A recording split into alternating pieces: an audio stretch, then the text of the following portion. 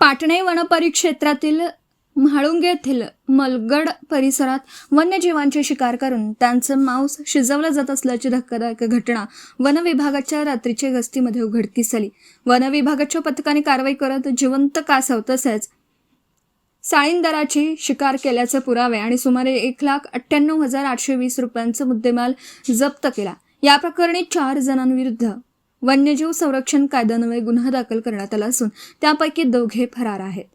One विभागाला मिळालेल्या गुप्त माहितीनुसार वनपाल तुडिये व त्यांच्या सहकाऱ्यांनी पाटणे वनक्षेत्रात रात्रीची गस्त सुरू केली होती। यावेळी म्हाळुंगे येथील मलगड या ठिकाणी असलेल्या एका घरात वन्यजीवांशी संबंधित संशयास्पद हालचाली आढळून आल्या।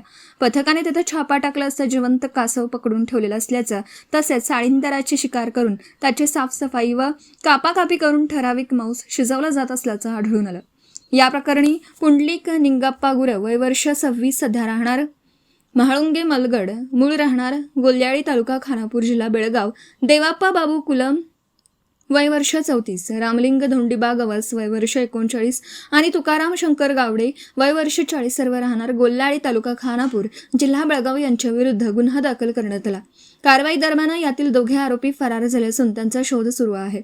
जागेवरून 1,98,820 रुपयांचा मुद्देमाल जप्त करण्यात आला आहे। या प्रकरणी वन्यजीव संरक्षण अधिनियम 1972 मधील संबंधित कलमांनुसार वनरक्षक म्हाळुंगे यांनी गुन्हा रजिस्टर WL 1/2026 दिनांक 26 ऑगस्ट 2026 अन्वये गुन्हा नोंदवला।